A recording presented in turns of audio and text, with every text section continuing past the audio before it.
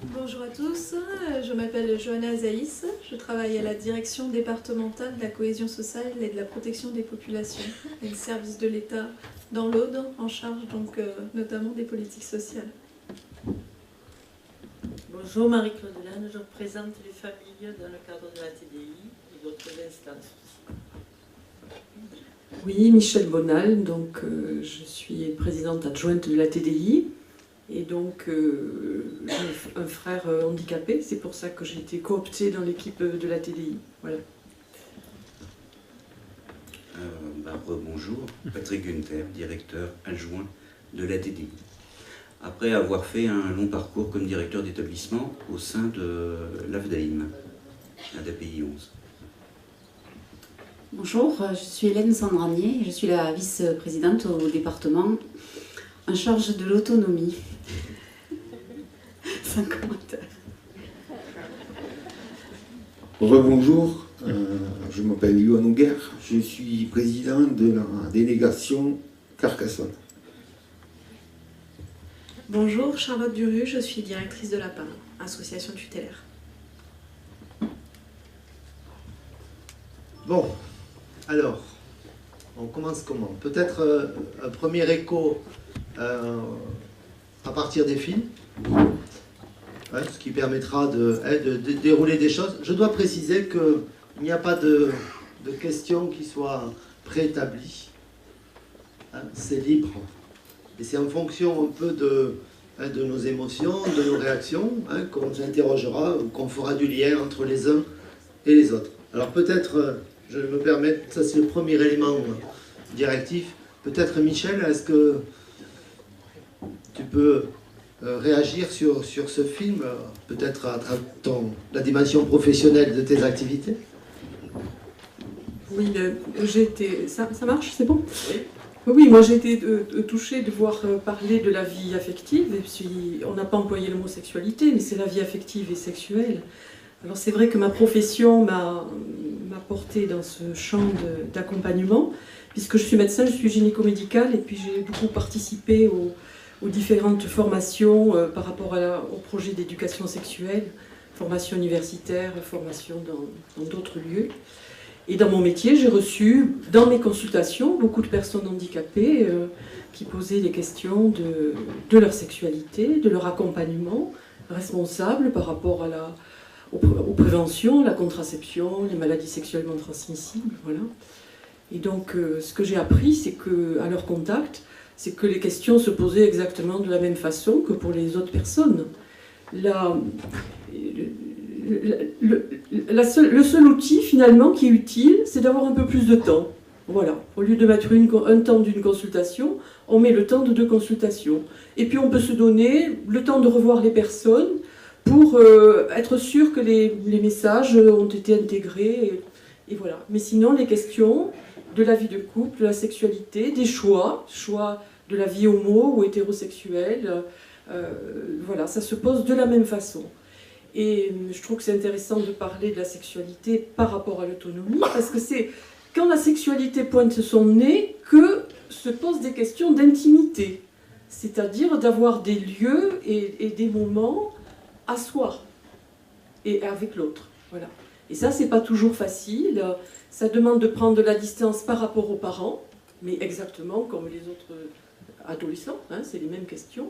Distance par rapport aux parents, distance par rapport à l'institution, et donc ça demande une organisation, un petit peu, voilà, pour qu'il y ait des lieux possibles où l'intimité soit possible. Et puis il y a une grande difficulté, c'est d'aborder le regard des autres. Voilà, le regard des autres, quand on est un couple un peu atypique, voilà, c'est toujours difficile.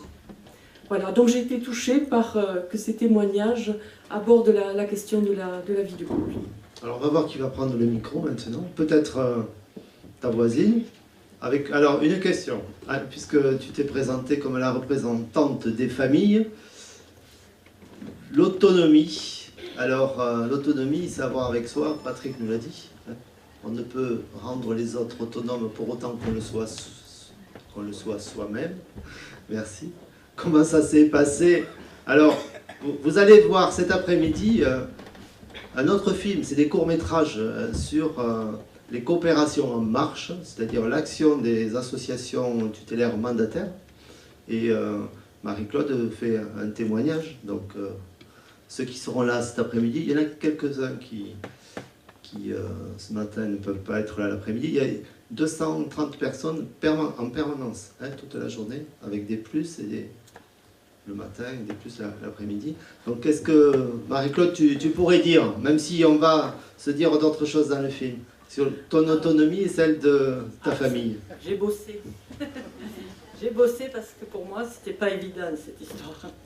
Je voulais qu'il soit le plus possible dans la vie, mais de l'autre côté, qu'est-ce que j'ai mis comme barrière? Qu'est-ce que j'ai surprotégé? Et qu'est-ce que j'ai dû bosser sur moi, pour mon autonomie, pour la prise de risque que je devais accepter, et pour le prêter, entre guillemets, à d'autres personnes. Et je crois que ça se passe super bien, que dans d'autres instances, il a pris une autre autonomie, et moi j'en suis ravie, et j'ai beaucoup moins d'inquiétude, et ça vaut le coup de le faire, mais il faut travailler. Pour les parents, c'est compliqué. Il faut faire confiance en d'autres, il n'y a que nous qu'on est meilleurs. Et on le sait tous, les parents qui sommes dans l'Assemblée. Donc il faut bosser. Donc voilà, donc j'ai bossé. Voilà. Merci. On peut s'applaudir, hein, parce que ce matin, on se dit beaucoup de choses de nous-mêmes. C'est vrai. On remercie... c'est peut-être Charlotte qui va... ou peut-être vous, si vous voulez. Ouais. On vous laisse le choix de rebondir sur ce que vous avez entendu et sur ce qui s'est dit à l'instant. C'est vrai que les témoignages sont particulièrement touchants. Je suis arrivée en me disant, bon, l'autonomie.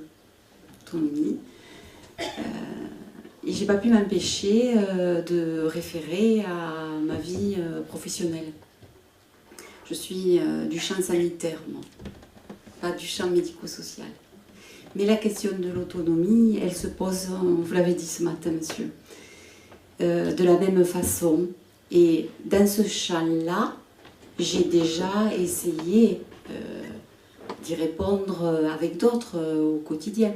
Puisque bon, je suis de formation infirmière et aujourd'hui je dirige une école d'infirmières. Et c'est vrai que vous avez évoqué cet aspect physique et cette aide qu'on va apporter à un moment donné, mais c'est pas ça l'essentiel, ça n'est pas non plus pour les soignants très vite. La question se pose de cette personne soignée, finalement, comment elle participe au projet de soins qu'on est en train de mettre à l'œuvre. Et ce qui fait et qui détermine l'autonomie, c'est la possibilité qu'on va laisser, qu'on va donner, et donc elle va prendre à une personne d'avoir un espace de décision et un espace de choix, quel que soit le champ dans lequel ce choix s'exerce. Et c'est cela que j'ai retrouvé ce matin, et c'est cela mon fil rouge de là où je parle. Je dis, je suis vice-présidente à l'autonomie. Moi, c'est celle-là d'autonomie qui m'intéresse dans ma mission. C'est-à-dire, là où je suis, en tant que chargée de la politique envers les personnes en situation de handicap, à quel moment, dans nos dispositifs, à la MDPH, Catherine Romignac est là, à quel moment cet espace de choix et de décision est-il laissé?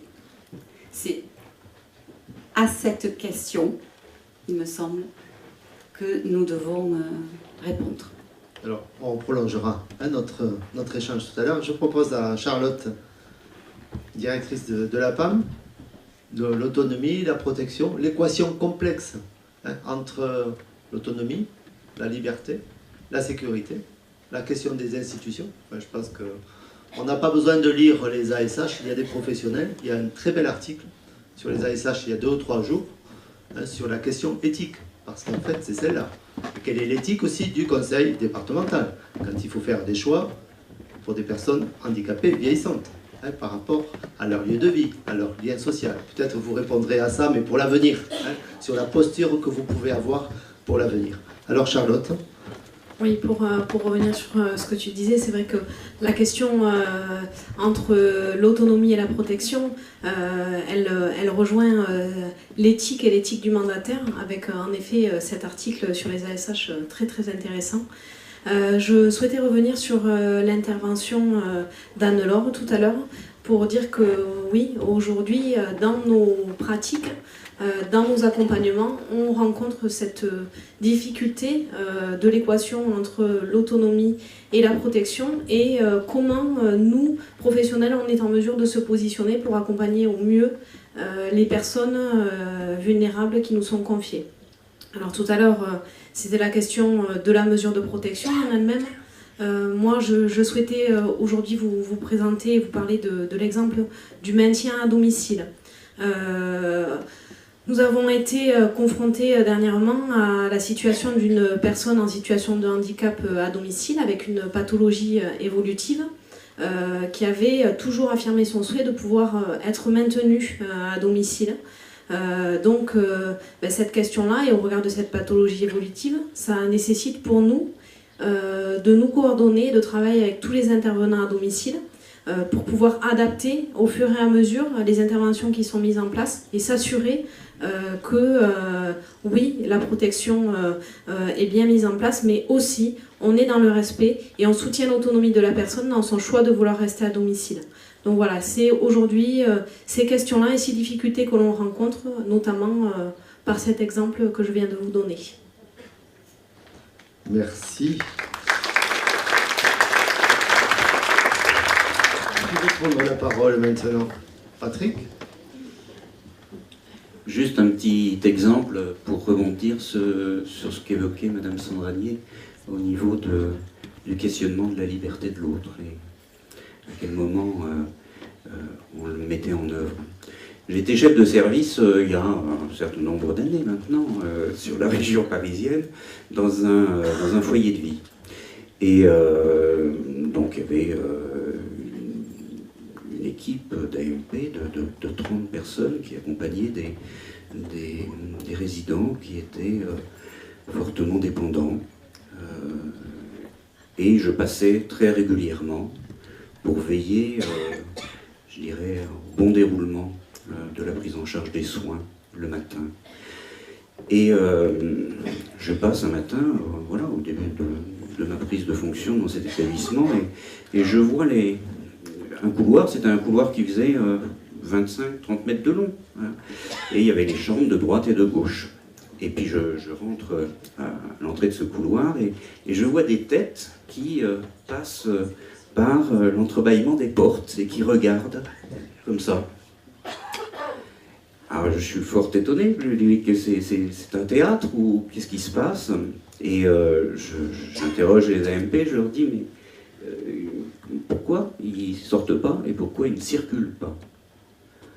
Mais je leur dis, mais vous avez interdit de circuler, il y a une règle? Ah non, non, non, non, il n'y a pas de règle, il n'y a aucune règle, ils font ce qu'ils veulent, mais finalement, il a fallu plusieurs années de travail pour prendre conscience que, avant le questionnement sur la liberté de l'autre, il y a la mise en place de systèmes de confort, inconscients, bien évidemment, qui font que on va sur une pente. Tout à l'heure on parlait des pentes, la pente de la maltraitance. La maltraitance est dans bien des cas un système inconscient qui veille à mettre en place des systèmes de défense par rapport à quelque chose que l'on a du mal à accepter et à la fois dans la différence et puis dans l'approche, hein, et la reconnaissance. Merci. On peut l'applaudir.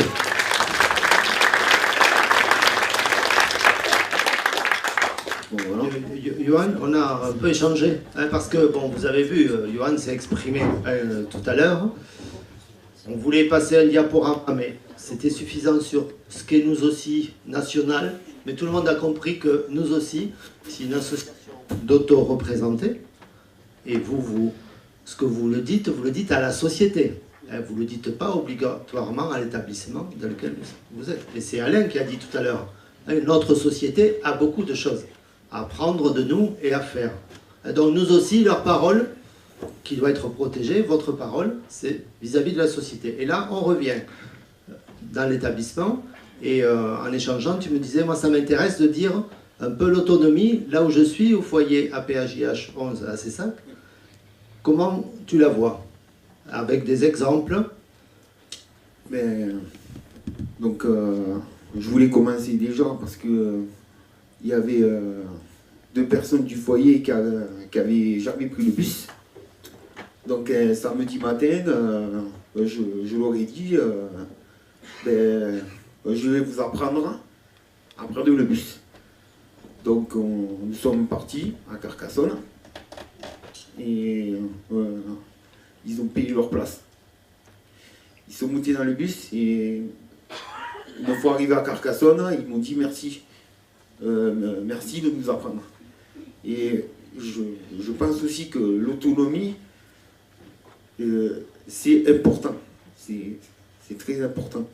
Parce que ensuite, c'est ça que certaines personnes partent en autonomie faire de la gymnastique le mercredi soir. Et ça, c'est formidable, parce que là, ça fait déjà des années que ça dure. Et moi ces gens-là, je les félicite, parce que franchement, l'autonomie, voilà, c'est ça. C'est partir, aller faire du sport. Voilà. Aussi, nous avons des gens qui ont des voiturettes, des gens qui ont des scooters. Donc,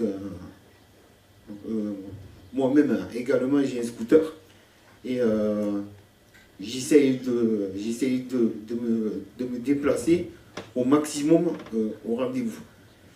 Voilà. Si par exemple moi je peux pas, ben je demande à l'équipe éducative. Sinon, je fais en sorte de prendre mon scooter et me déplacer en scooter. Voilà. Et l'autonomie, c'est vachement important. Voilà. Alors je vous invite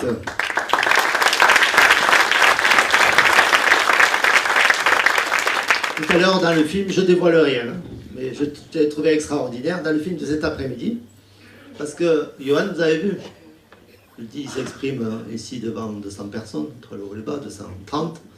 Tu as dit que tu pouvais parler devant 1000 personnes. Pourquoi? Parce que c'est ce que tu vis. Hein, l'autonomie, c'est quelque chose qui vaut le coup à être défendu. Et donc ça, je crois que, vous voyez, on apprend vite à parler. Hein, voilà. Alors, merci, Johan. Tu auras l'occasion cet après-midi. On va un peu continuer. Marie-Claude. Je voulais dire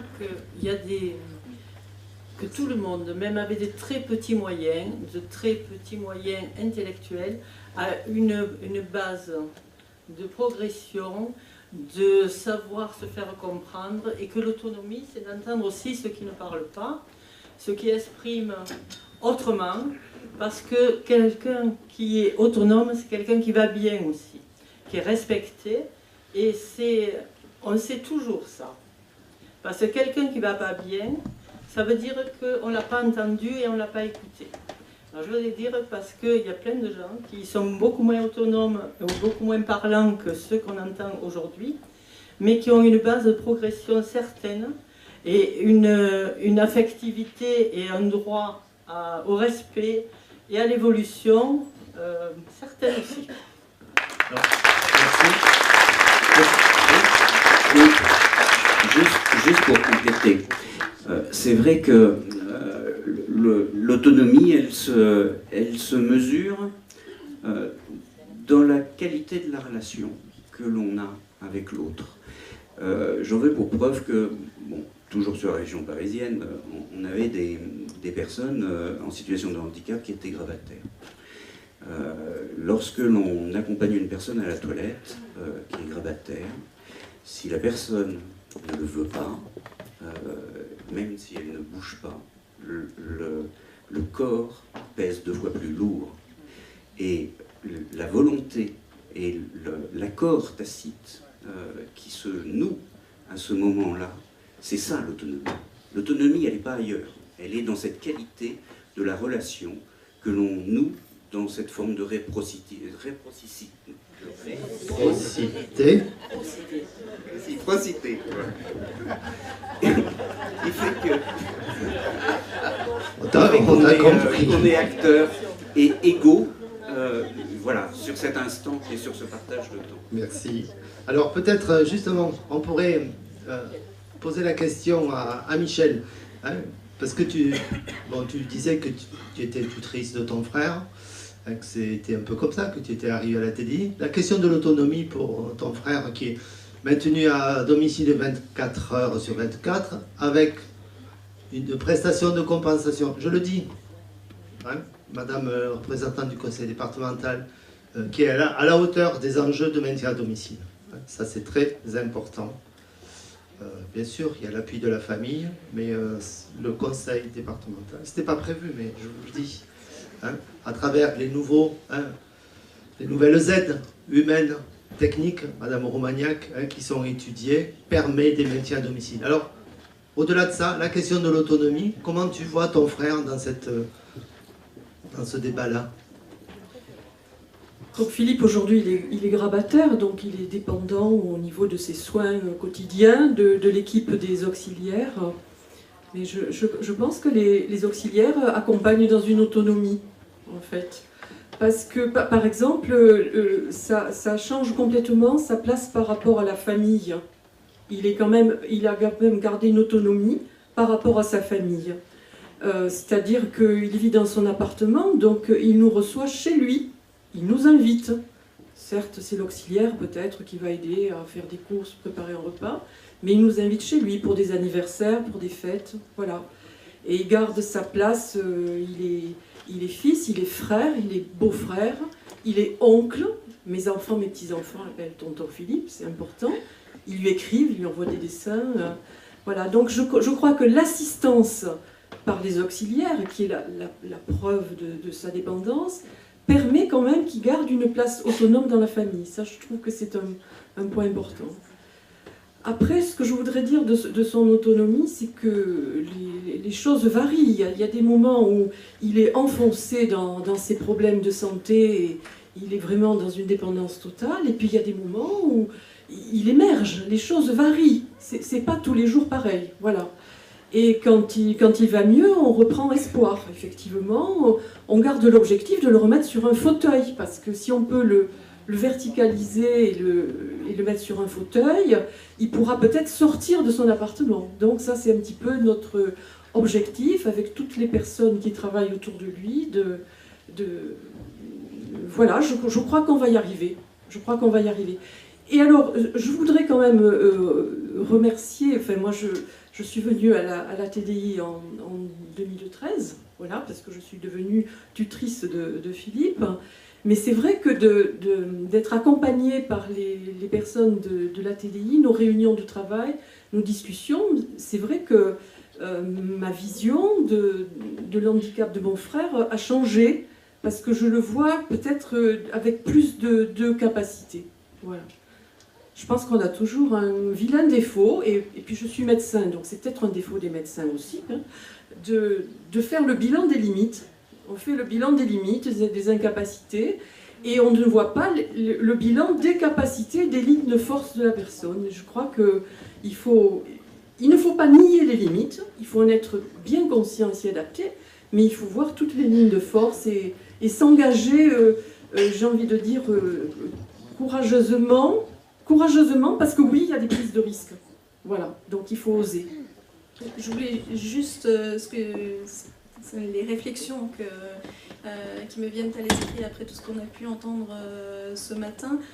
Parce qu'évidemment, on prépare des journées comme ça, et puis après, quand on vit le moment, quand on entend les témoignages, quand on entend les débats, on continue à réfléchir ensemble.